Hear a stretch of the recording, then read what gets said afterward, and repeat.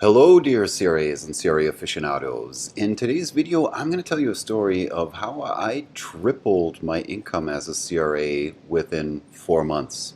Hi, my name is Daniel Regat, the owner of the CRACoach.com, and this channel is for CRAs and CRA aficionados, so people that are interested in becoming a CRA and what life as a CRA is like.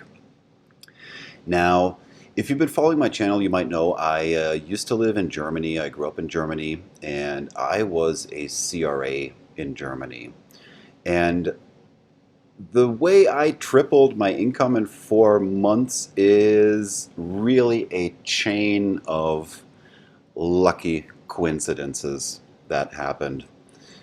You probably know about this industry's beloved catch-22 for everybody who wants to become a CRA, which is we need 2 years of on-site monitoring experience.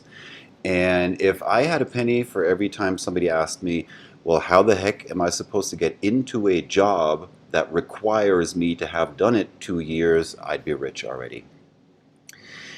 The flip side of this was once I had become a CRA, and I have another video about how I became a CRA if you want to have a look at that one. But once I was a CRA and 2 years had passed, all of the sudden my inbox exploded, especially on LinkedIn, with recruiters that had new job offers for me now that I had 2 years monitoring experience. So as soon as you have that, you start getting flooded with recruiters, headhunters, that all of a sudden you fit the profile they're looking for. This happened to me, of course. So I had offers for other CRA roles now, and at the same time I just got lucky that my employer at that time was actually looking to reduce their CRA workforce, so they were rolling out, I see over there, my puppy sneaking into the picture here. Probably underneath the name label. I'm sorry. Maybe he'll walk around. We'll see more of him. Oh, what? Actually, we can do that. Rocky, come here. Sit. Good boy. There you go. Hope you can see him a little bit.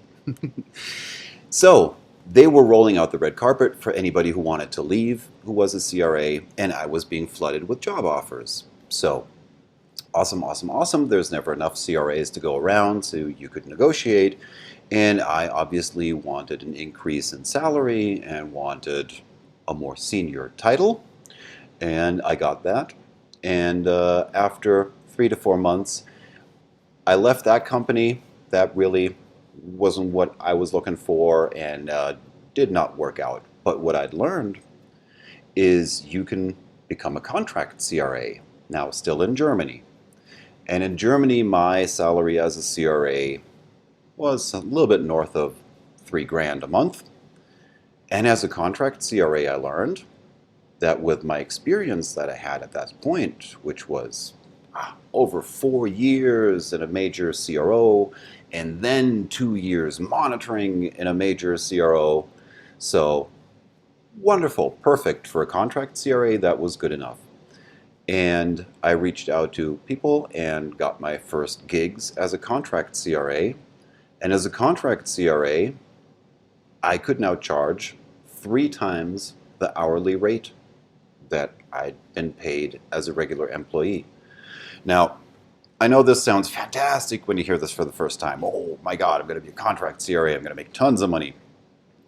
Yeah, but you definitely need to take care of insurance, which is going to cut a slice out of that. And I highly recommend getting somebody to do your financial paperwork and taxes and all that fun stuff. I learned from somebody much smarter than me, if you don't think it's going to work with paying for experts, then try out how it works with people who don't know what they're doing.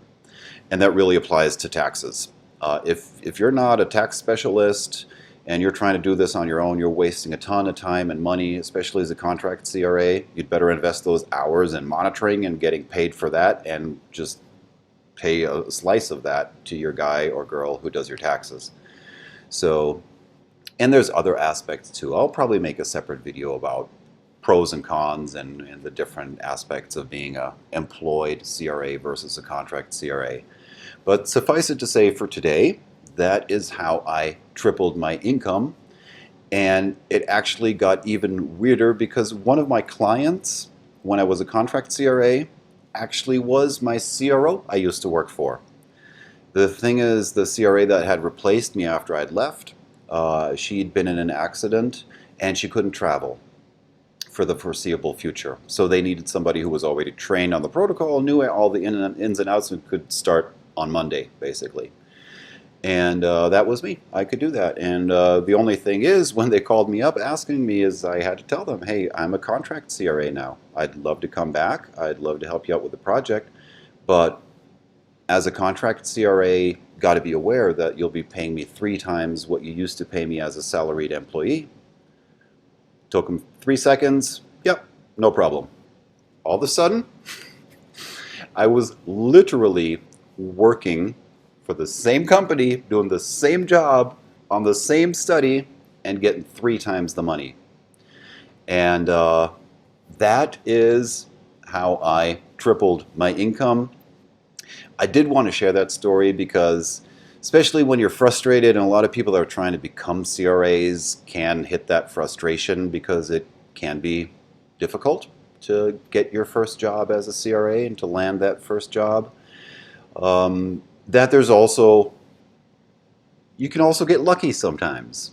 It's not always just you sending out applications and you get 3 replies to 50 applications and nobody's even taking the time to respond to your applications, or you even have some interviews and you still don't get the job and it's just frustrating. I've been through similar stuff, and but there's also, sometimes you just get lucky. And that's really what happened to me. I got lucky that my company was rolling out the red carpet for people to leave. I was lucky that that was just at the point in time where I had 2 years monitoring experience, where they're all falling over themselves to get me into other companies. Made that jump, and then with that experience, I could then become a contract CRA, and as a contract CRA was billing way more money. And I do have to say, with the expenses for insurance, especially in the United States, that is a little bit of a different story compared to in Germany. In Germany, the difference in making a lot more money as a contract CRA, insurance was much less to pay than here in the United States.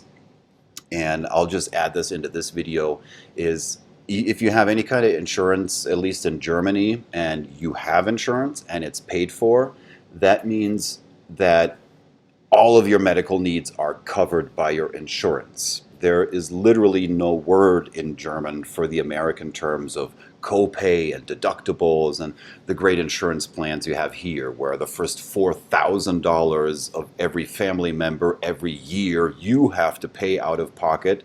Anything above that in that year, then your insurance kicks in and pays 90%, and you're still stuck with 10% or maybe 20% of that bill.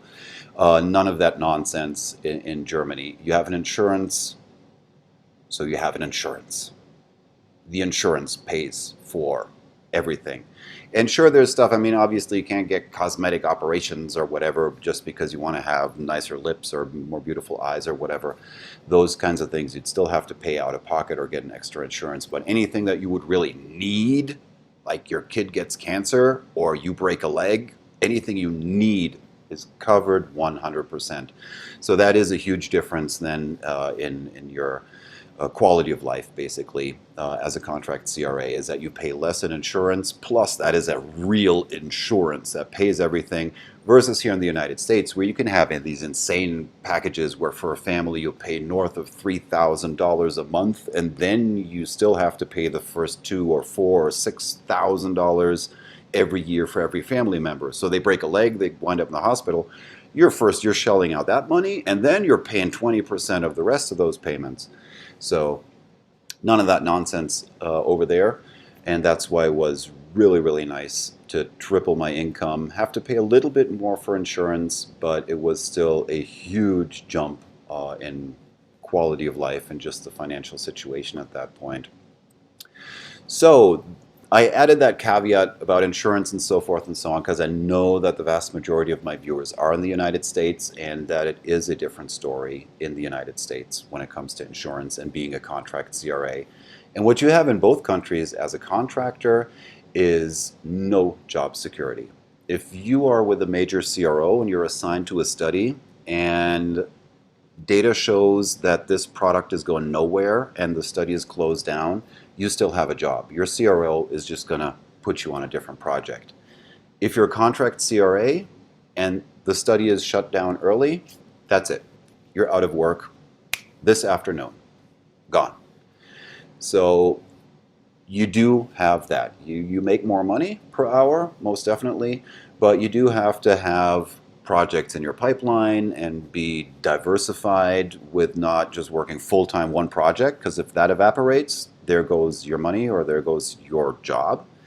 But like 0.25 FTE working on one project, 0.5 with some other client, and maybe another 0.25 somewhere else. And if you're used to the CRO world, heck, add another 0.25 somewhere else because you're still working less than you used to work with overtime because you're billing every hour as a contract CRA. Okay, again, wrapping it up again. So that was my story. I just wanted to share that one because sometimes you get lucky and weird stuff happens to your benefit. And in that case, that happened to me. They rolled out the red carpet. I could then become a contract CRA, plus it was in Germany where I really got the full benefits of making that much more money. Okay, that's it for today. If you like what you see, please like and subscribe and hit that bell button, and I will see you again in the next video.